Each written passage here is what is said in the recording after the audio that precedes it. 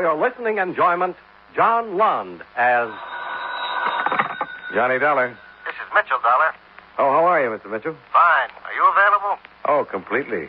The company insures a Mr. Nathan Swing, former resident of Los Angeles. Where's he living now? He isn't. His body was found floating in the Los Angeles harbor. How did he get there? Somebody shot him first.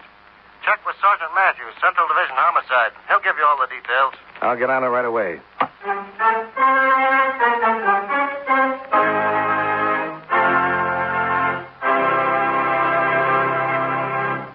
I'd like to borrow a few moments from our show to ask you a question. Suppose a little man with 3 arms and 5 eyes should skim past your ear in a flying saucer and ask you, what is the biggest business on earth? To be truthful, you would have to tell him that the biggest business in our world employs about 350,000 people, handles 25 billion items every year, transacts $14 billion worth of business in all of its 43,000 branch offices each year, but never clears a profit.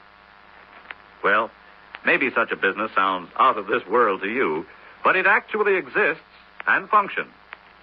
That big business is the United States Post Office Department, headed by the Postmaster General. Naturally, the work of the post office isn't only the collecting and delivery of mail. Some of the employees of the post office are bookkeepers. Some are engineers. Some plan building layouts and devise gadgets to give you better mail service. Others keep mailbox keys and locks and the 5 million mail bags in good condition. And here's an interesting sidelight for you. Did you know that mail bags have 13 stripes on them to represent the 13 original states? The Post Office Department has many other types of employees, such as the Post Office Detective Force or postal inspectors. Their job is to see that no money is stolen from the mail and to track down racketeers who try to sell worthless merchandise by mail. Then there are the workers in the Postal Savings Department. That's a government-operated savings bank with branches in the various post offices. It comes under the supervision of not only the Postmaster General, but also the Attorney General and the Secretary of the Treasury. All in all, the Post Office Department of our United States government is a mighty busy organization, working on behalf of each and every one of us.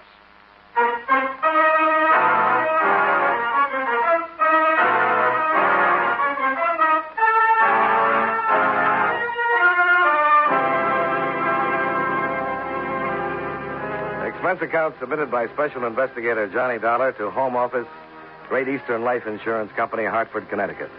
The following is an accounting of expenditures during my investigation of the Nathan Swing matter. Expense account item 1, $198.35. Plane fare and incidentals from Hartford to Los Angeles. Approximately 7 hours and 15 minutes after leaving a cold and rainy New York airport, I stepped off the plane into a 75-degree California spring afternoon. I rented a car, drove to my hotel, registered, and called Sergeant Matthews at the City Hall. At 2 o'clock, I was sitting in the squad room of Central Division Homicide. Well, there's all we got on Swing. We knew him pretty well. Been picked up 4 or 5 times on minor charges. 1 conviction, bookmaking, June of 48. Shot once in the chest, once in the right shoulder. You got any leads? Well, nothing definite. Ever heard of Jimmy Durando? Yeah, big operator out here, isn't he? About the biggest. Stooley claims a couple of Durando's boys made contact with Swing. Of course, we can't prove it. As far as we know, Durando hasn't ever had too much to do with Swing. Swing used to book his bets, but they're never very friendly. Swing's small time, not the type that would particularly appeal to Durando. Then why have him killed? I don't know. But something's happened that involves Durando. It happened right after this killing. Daniel Fletcher, special investigator on a vice crusade, has been after Durando for a long time. And Durando is due to appear before the committee tomorrow. You seen the morning paper? Fletcher calls off Durando investigation. In his statement to the press, Fletcher said he felt there just wasn't enough evidence to warrant investigation. Well, what did he call the investigation for in the first place? Yeah. I know Fletcher pretty well. He'd never have gotten a subpoena for Durando unless he figured he had enough to convict him. Now he calls it off. The morning after, a small-time hood named Swing is pulled out of the bay. Well, there may not be any connection. May not. So far, that's all I've got. And I have to solve a killing. Fletcher is An honest man? I've always thought so. Done a fine job so far. Well, I got a job, too. Going to see Fletcher? I thought I might. Any objections? Not to seeing Fletcher. But if you decide to pay Jimmy Durando a visit, tell me about it first, huh? That harbor at San Pedro is awful cold in the morning.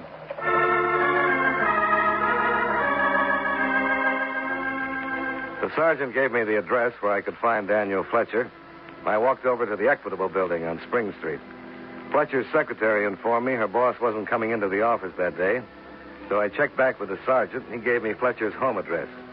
I drove out to Beverly Hills and turned north off Sunset on a beautiful winding street fronted on both sides by big, expensive homes. The Fletcher house was the last one on the block, a white colonial set back a few hundred feet from the street. Yes? Is Mr. Fletcher in? Who may I say is calling, sir? Johnny Dollar. Tell him it's about... Mr. Dollar, sir. Yes? What can I do for you? Well, I'd like to talk to you, Mr. Fletcher. I'm from the Great Eastern Life Insurance Company. I'm not insured with your company. Yes, I know. Well, what do you want?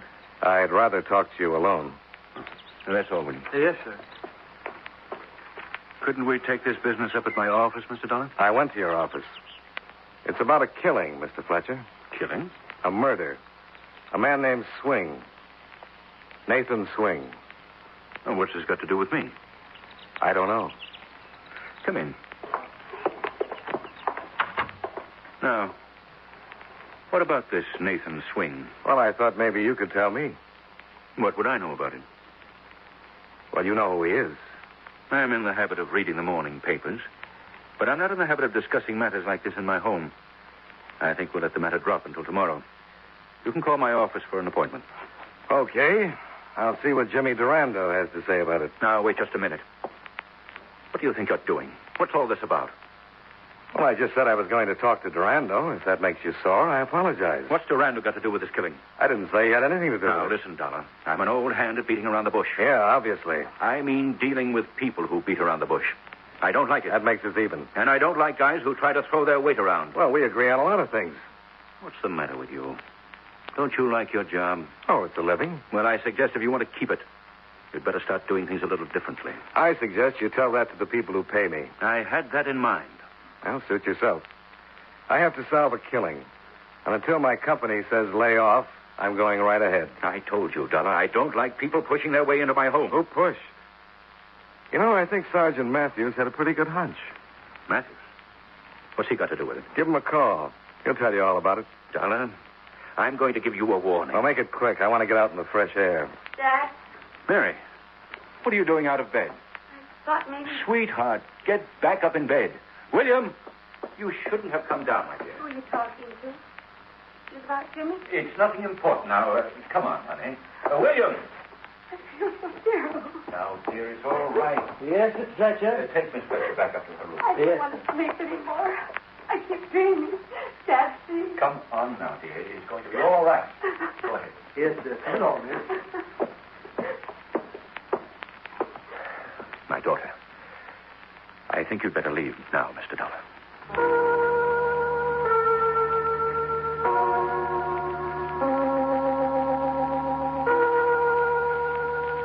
I drove back to my hotel and put in a call to Sergeant Matthews. I told him about my interview with Fletcher and asked where I could find Jimmy Durando.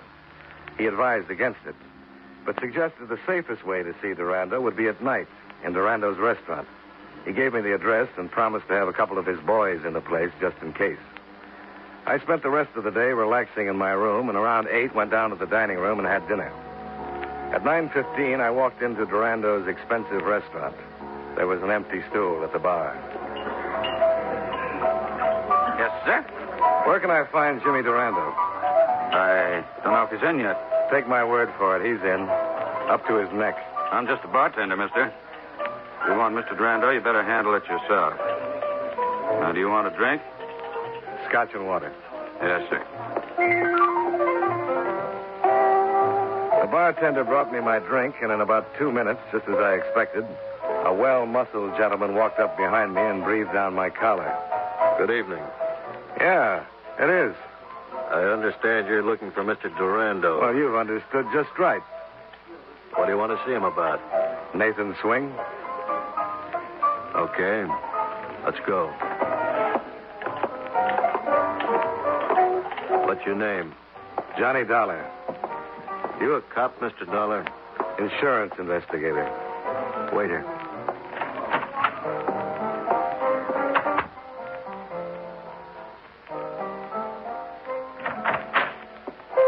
Okay.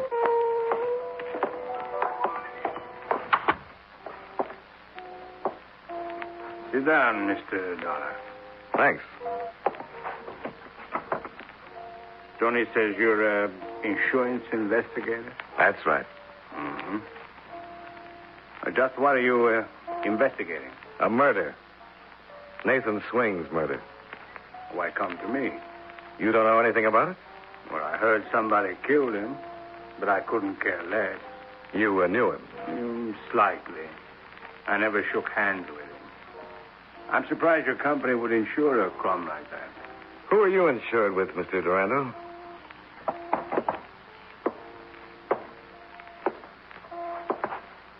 I carry my own insurance. You must pay pretty high rates. What do you mean? Well, one day it looks like you're going to be locked up for keeps. The next day, the whole thing's called off. You got a pretty good policy. I thought you came here to talk about Nathan Swing. I thought I was. I don't know what all this is about, Dollar, but I don't like you. You want some advice? Oh, by all means. Don't bother me anymore. That sounds a little bit like a threat, Mr. Durando. I'm glad you noticed. So am I. Well, see you around. Oh, now, Tony, you're not being very nice. How am I going to open the door with your big stomach in the way? You want him to open the door, Mr. Durando? You can open it for him. Thanks, Tony. My pleasure.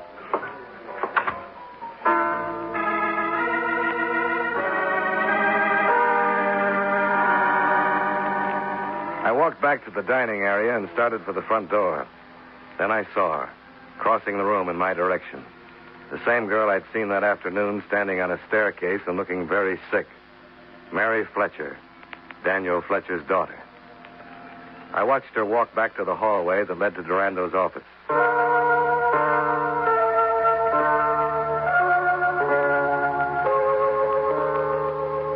I waited in front of the cafe for 20 minutes, and finally she came out. She looked sicker than she had that afternoon. She climbed into her car and drove west. I followed. She drove to the beach and parked at the end of a deserted fishing pier. I got out of my car and walked through the darkness to the end of the pier. She was standing near the rail, looking down at the water. No, let me go. Come on, stop Let it. me go away. Now, take it easy. I'm sorry I had to hit you, but a high dive never solves anything. Come on. Let's go sit in your car. Come on.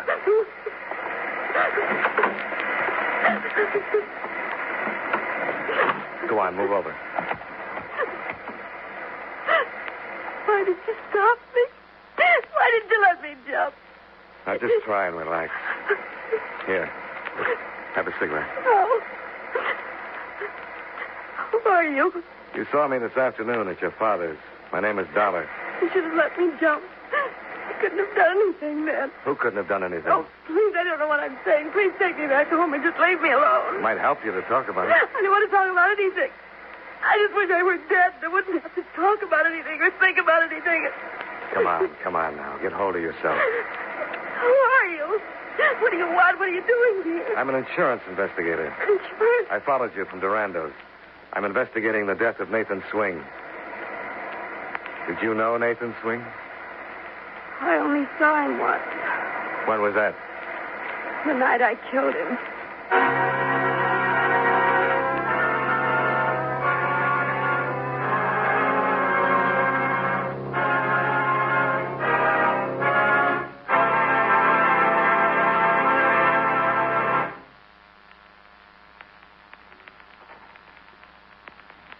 You know, many great men have attained the highest office in our land, the presidency of the United States. Can you guess the name of this man?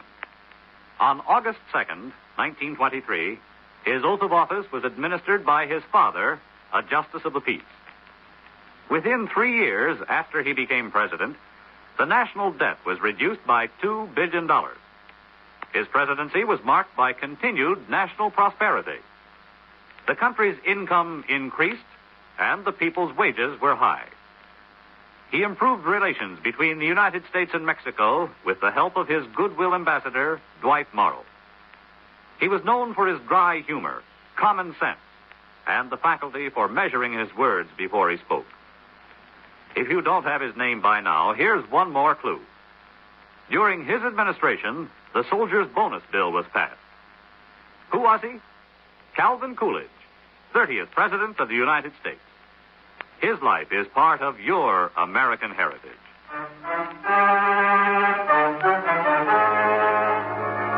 And now, with our star, John Lund, we bring you the second act of Yours Truly, Johnny Dollar.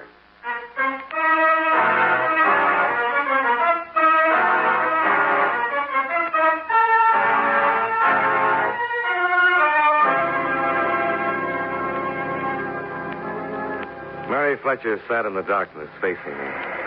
She wasn't crying anymore. If she were telling the truth, I'd found the murderer of Nathan Swing. That's right.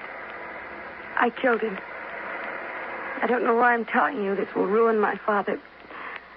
I just have to get it out in the open. I can't keep it locked up anymore. Well, why don't you tell me the whole thing? All right. I'll have that cigarette now. Yeah, sure. Thanks. You'd have found out sooner or later you saw me at Jimmy's. Durando's? Yes.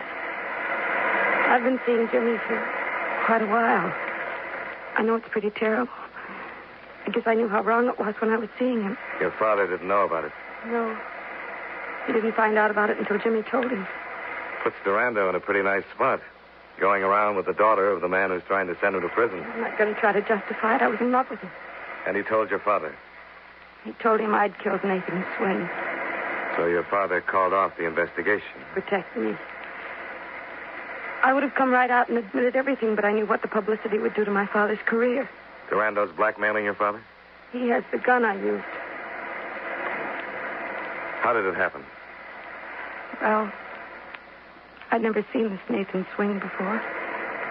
I was with Jimmy one night, and Swing came in and said something about a bet. Something about some money that he had coming. There was an argument, and this man, Swing, pulled out a gun. Jimmy grabbed him, and they began fighting. Jimmy knocked the gun out of his hand, and when Swing hit him and grabbed one of those pokers from the fireplace, I got the gun and shot him.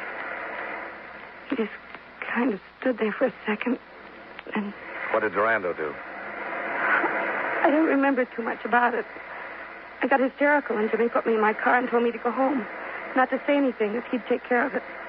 I wanted to go to the police right then, but Jimmy said it would ruin Dad. I don't know what'll happen now. I've told you, and it'll ruin Dad anyway, but I just can't keep something like this quiet. Only trouble, if you make a confession to the authorities now, Durando's in a better position to beat the rap. Your father still won't prosecute for fear of what Durando might bring out at the trial. What can I do? Just keep quiet for a little longer. How will that help? Durando hasn't got a thing if he hasn't got the gun you used. Nobody's ever going to get that gun away from Jimmy. Well, it's worth a try anyway. You mean you're going to... Why should you try to get the gun? What difference does it make to you? Guys like Durando make a lot of difference to me. But he'll still swear that I killed Swing. Without the evidence, it'll be your word against his. You can lie for a little while. You can lie long enough for your father to prosecute Durando. After that, you can go to the police and tell them the truth. I don't think my father would do it under those circumstances. I think he would. I'll have a talk with him. I think he'll go after Durando just like he's always wanted to. The only thing that's stopping him now is that gun. What are you going to do? See Mr. Durando again. Be careful. I always try.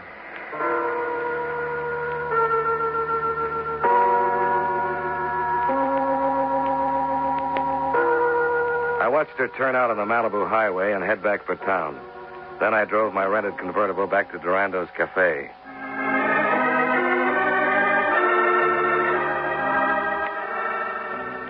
It was close to 1 a.m. when I pulled up across the street and sat for a while trying to figure out what to do. An alley ran between the cafe and another building. I remembered Durando's office. He'd been sitting with his back to a window that faced an alley. That name's ready to crack up. She won't. How can you be sure? You saw her tonight. You really think she can hold out long? Look, it's my neck. I got to do the work. I got a stake in this, too, remember. Wait a minute. What's the matter? I'm going to shut the window. Look, as long as you're worried, why don't you just... I couldn't hear them anymore, so I stayed close to the building and looked in. Durando had crossed to a wall safe and was taking something out. It was a snub-nosed .38. He crossed back to his desk, put the gun in a box, and handed it to Tony. Tony nodded and left the office.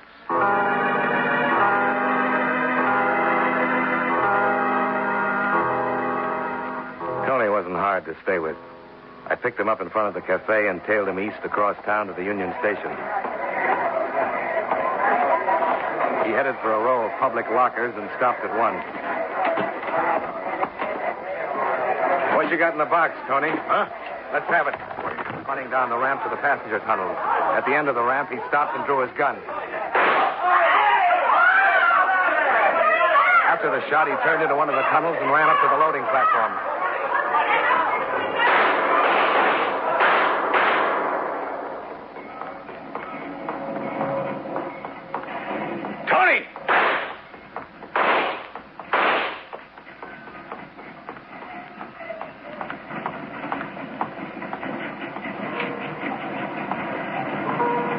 Tony was dead. The yard would be full of cops in a few minutes. I didn't want to hang around to make explanations. I took the box with the gun in it and cut across the yard. Sergeant Matthews. This is Dollar. Oh, I was just on my way out. I've been trying to get you. I'm calling from a gas station phone booth. I want Durando's home address. I don't think I should give it to you. Look, I'm onto something. I know. I had 2 men staked out in Durando's tonight. They saw the Fletcher girl come in and reported you followed her. She's home by now. I'll tell you all about it after I see Durando. Okay. I have to check on a shooting at the Union Station. I'll meet you in my office in an hour. No, meet me at Durando's in an hour. All right. He lives in Beverly Hills, 1818 North Foothill. Thanks.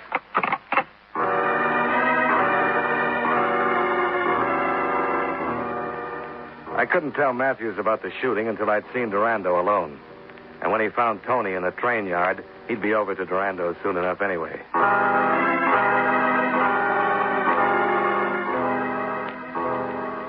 I drove out Wilshire and turned north when I reached Beverly Hills. I found Durando's house and parked on a side street. The house was dark. Durando was obviously either in bed or still at the club. I climbed the high fence and dropped down into the garden, cut across the flower beds to the rear of the house, and located the big French doors that led to the study. I tried them, but they were locked. I was just turning away when...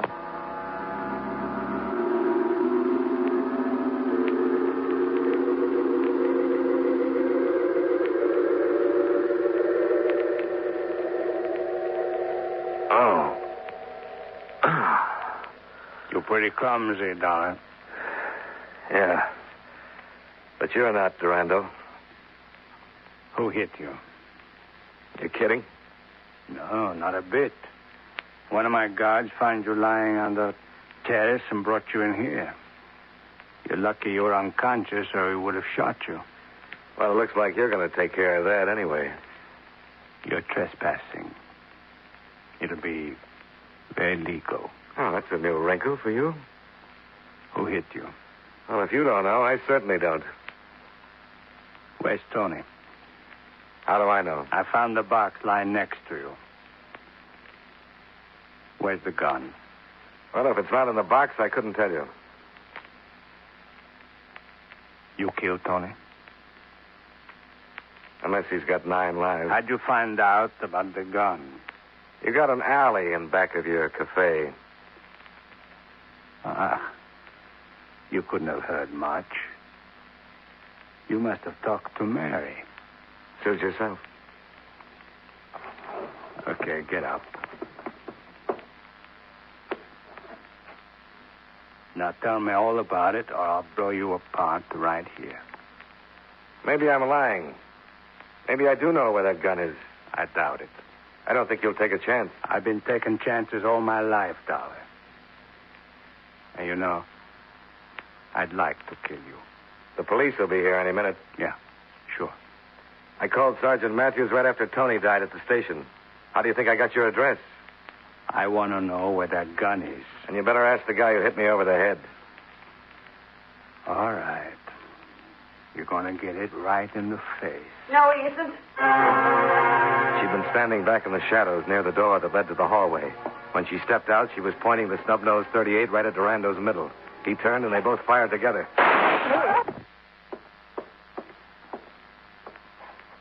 Where did he hit you, Mary? He deserved it, didn't he? Where did he hit you? The side. Is Jimmy? Yeah, I think so. He did deserve it, didn't he? Yeah, he sure did. I'm sorry I hit you in the dark. I didn't know. It's all right. I was at home. Started worrying about you. I went back to the cafe, and he wasn't there. So I came here. Saw you sneaking through the garden. Now, just take it easy. I found the gun in the box. Tell Dad I'm sorry about it. Mary. Mary.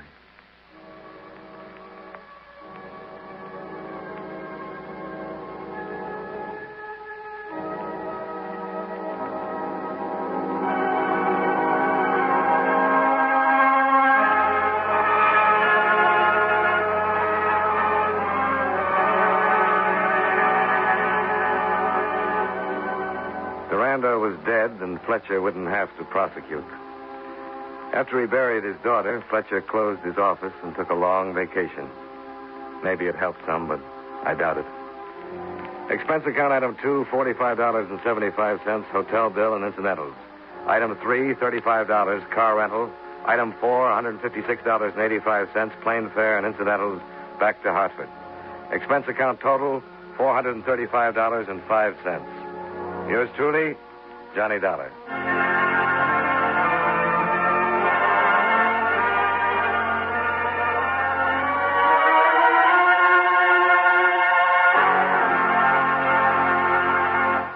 Yours truly, Johnny Dollar, stars John Lund in the title role and was written by Blake Edwards with music by Eddie Dunstetter.